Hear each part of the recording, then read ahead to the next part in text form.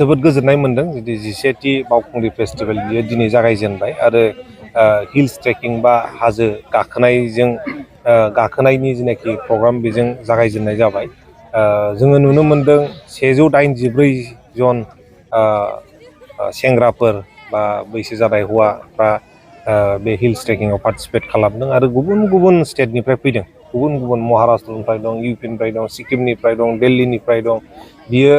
बेखौ जोङो जुदि नायनो थाङोबा मोनसे बे हादोरारि बा नेसनेल फेस्टिभेल हिसाबै जोङो सिनायथि जाबाय बा गनायथि मोनबाय होननानै जोङो बुंनो हायो आरो फैबाय थानाय समाव जोङो बे फेस्टिभेला जाहाथे इन्टारनेसनेल लेभेलनि मोनसे फेस्टिभेल जायो जों बेखौनो मिजिंथिनो हायो। बेबायदि बावखुंग्रि हाजो गाखोनाय बेयो जोंनि थाखाय माबायदि मुलाम्फा गोनां जानांगौ फैबाय थानाय बावखुंग्रि हाजो गाखोनाया दिनै फार्स्ट नङा, सिगाङावबो जाखांबाय।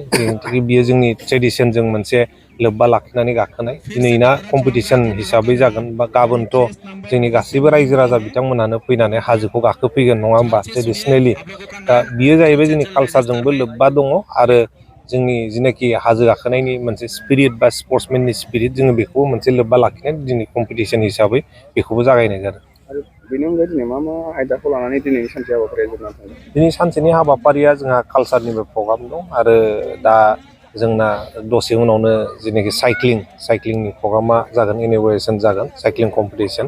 दा बेफोर गासैबो हाबाफारिजों लोब्बा लाखिनाय इन्डिजिनियास गेम्सफोर जागोन। बेफोर गासैबो प्रग्रामा दिनै जागायजेनदों।